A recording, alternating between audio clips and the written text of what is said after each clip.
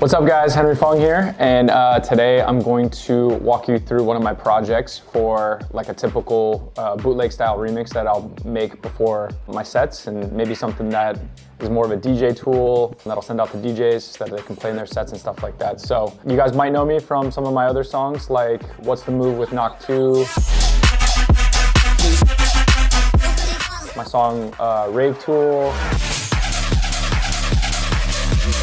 my viral Badadon remix from last year.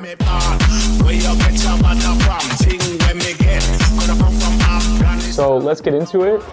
First things first, when I'm doing remixes, I'm trying to like be really selective about the songs that I remix. Like that's kind of the first thing. Like I don't even start ideas unless I have a good feeling that the song is going to, work really good live and work good in my sets. So that's kind of the first things first. I put a lot of emphasis on what song that I'm remixing. I think a lot of people will just like to remix a song just because they like the song. But if I'm gonna do a remix and put it out, I kind of want it to be something that's gonna impact in the culture and that's gonna work really good live. So a lot of planning and research goes into kind of like digging through old playlists, digging through old sets and things like that to kind of come up with a song to remix. And on this particular one, I think Outkast, Way You Move, it's one of my favorite songs of all time. If you kind of grew up in the 2000s, and you guys heard this song, I feel like this one kind of hits home for a lot of people. And also too, when I was thinking about remixing this one, the tempo of the original was already at 126 BPM. So that kind of made it really easy to transition into like a house tempo.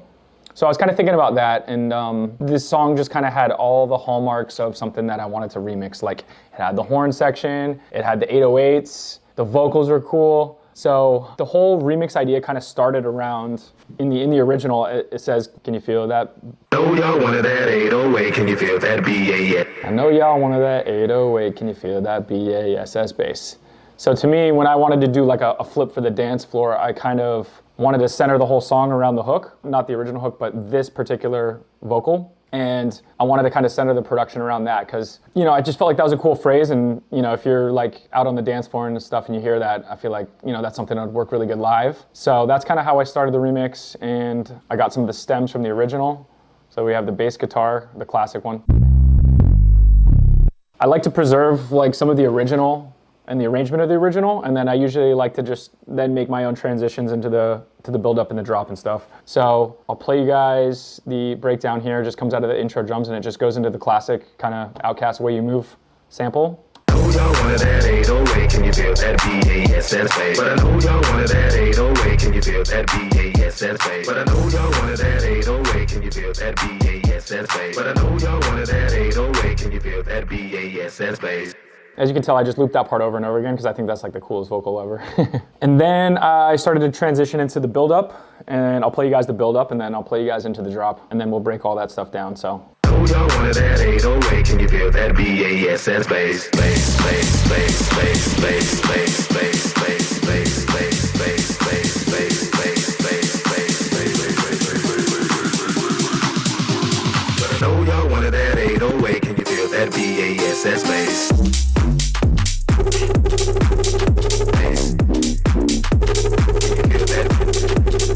That's the remix here. One of my big things about remixes is I like to keep the themes of the original intact, because if you stray too far from that and you just like use the acapella, do your own production sometimes, kind of loses the flavor. And the whole point of doing a remix is you want those familiar sounds in there. So when you start playing it, people are like, oh, I know what the song is, but it's kind of a different version of that. So the whole thing was based on the BASS bass vocal and then the bass guitar. So I took those notes, and as you can hear in the drop, I was trying to think of like new ways to kind of transform that. And so in the drop, when I transition to the drop, I have those same notes, just a little bit different. So I'll play you guys the full bass line, and then you guys can see the first bass patch that plays, it's playing those same notes from the bass guitar, just in a different rhythm.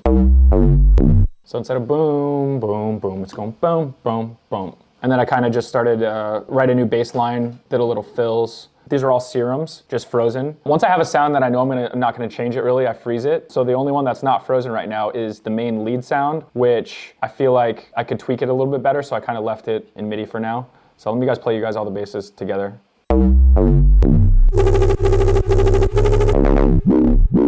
That's basically all the bass line. So it's 4 different sounds with a sub going under the second lead. then this is the sub. But point is, like, when I was thinking about writing this bass line, I went back to the original theme of the Outkast original, right? So that boom, boom, boom. So those 3 notes in there informs a lot about how I'm going to write the drop bass line. And so that's how I got inspired. And then, you know, I went from there, these first 3 things, and I started just filling things in, chopping things up, adding some cool fills and whatnot. So that covers the drop bass. And then I think one of the important parts of the song is the drums here. So let's solo the drums playing. So I actually use these drums from my Cymatics artist pack here. And I was kind of looking for that bass house UKG kind of shuffle drums. And I initially had just like a straight up like house beat with it, and it was kind of just missing some energy to it. So I found that like adding those extra jack and snares, the extra hats and stuff like that really filled up the song and kind of like come alive and give it that groove. So let's go into my artist pack here. I was flipping through some of the drum loops and stuff, and another cool thing about this pack is we have the drum loops broken down into stems. So if you don't like how it's mixed and you want to mix it your own way, you want to take things out. So I think it was this one. So that was the drum loop, and then I went into the loop stems here, grabbed all these out, and then I started building around that. So this is cool to have these separated like this. So this is the kick here. I always put a kick on its own channel because I feel like the kick, you need to have complete control over the kick in your mix because that's kind of the driving thing. And then all the other stuff is in another percussion group here. So I'll go through the drums and we'll see what makes up the drums here. So we got the kick, we have the hat from the drum stems here, just like a typical like housey open hat. I sampled the hat from the original Outkast, classic closed hat there, which comes from this. So it's that classic beat from the Outkast original Way You Move. I sampled the hat out of that, and then I actually have that loop playing through parts of the song as well too. When you're remixing songs, do you usually try to find bits of like percussion or drum sounds that you can use like in there to kind of like make it cohesive and give it that feel of the original song? Yeah, a lot of times I like going back into the original song and I like picking certain sounds out of there, even if they're just little drum sounds or whatnot, because it just kind of, you know, you're doing a remix, you want to keep some of those signature sounds intact to kind of just like preserve the integrity of the original, you know? And I just felt like this, that like little beat there, I know that's like so basic, but if you almost played that beat alone like that, that's gonna bring some like nostalgia back if you know, everybody knows that, right? Yeah. And then you add the boom, boom, boom, and it's like, oh my God. So even just that little hi-hat here, layering that little hi-hat in, you know, that's a little detail, but that's gonna kind of just give it that extra little character, and also, you know, it's gonna provide a little layer. So on these drums though, the cool thing is these jack and snares here on these drums out of my pack. That kind of just gives it that UK kind of vibe to it and that extra shuffle to it. So I'll just solo just the perks alone again.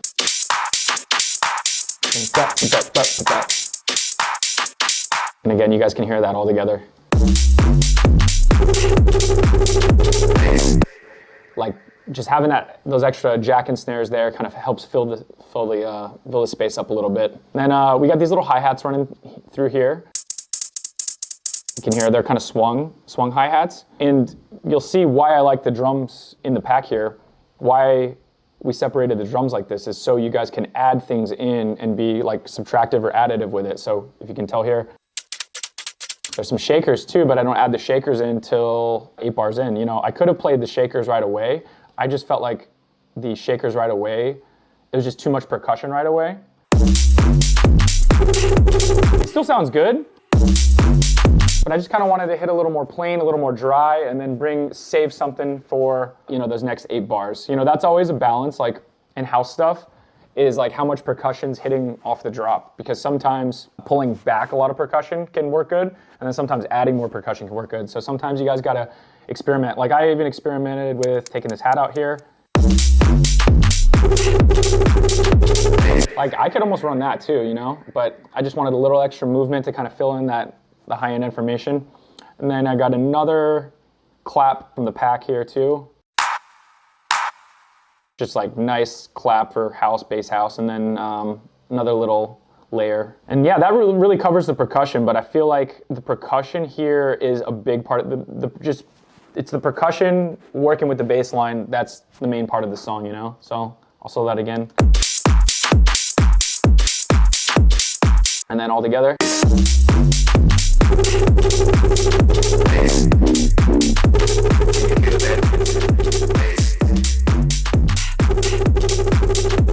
And then after I kind of have that groove, I went back in, and I feel like you have to have vocals in the drops to like really make drops come alive, especially in like, you know, if you're making more like kind of bass house genre, you need vocals. Like that human element is what kind of really makes things come alive. So I went back in and I was like, okay, what parts of the vocal that I used from the Outkast song can I chop up? So, you know, obviously 808 and bass, like those words are pretty cool to like having like to hear on the dance floor, I think. So Bass. I have that. Can you feel that? Can you feel that? Bass. And I have some effects on here on the vocal chain. It's being saturated, a little overdrive, echo, and that's really it. A little EQ, some filters and stuff like that. But yeah, just mainly just a little overdrive and some reverb delays going on. On the vocals, nothing too crazy. I think the overdrive in this chain here Yes, that's bass. gives the little vocal a little bit of bite there. But do you see how I kind of placed the vocal around everything? So if I turn the vocals off here, I can just play it nothing.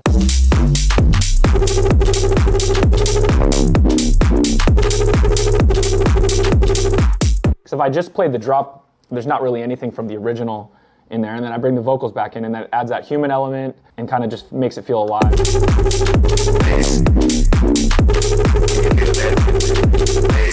And then I ended the fill with the classic. I started bringing back in the horn riffs and then the full vocal. Feel that BASS bass. Another little detail too is these little breaths here. You can do this with or without the sample. I like to use kind of human breaths and things like that and sprinkle in like one shots, ad libs. But listen to this, like if I just play it with the breaths, because in the original it says boom, boom, boom.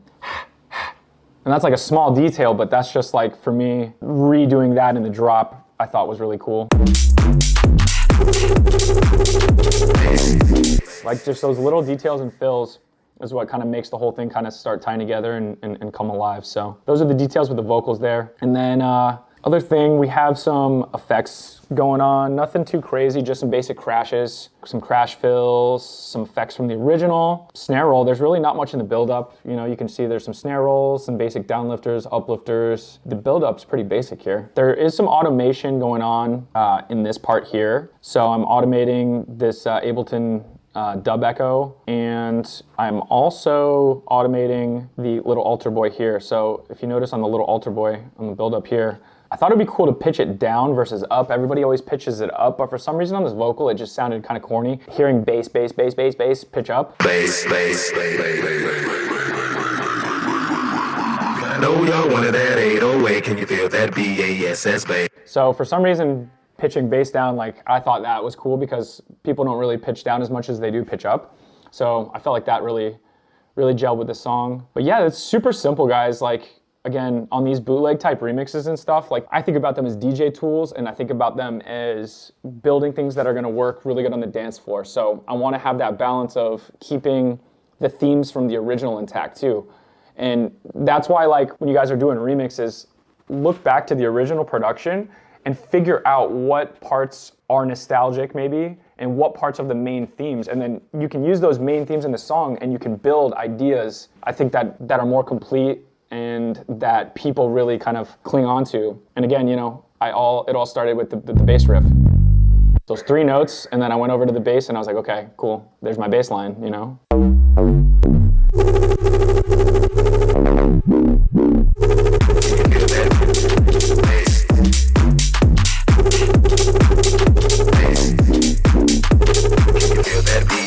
But yeah, that's about it. If you guys like some of the sounds in this pack, you guys can grab that in my Cymatics artist pack, available now.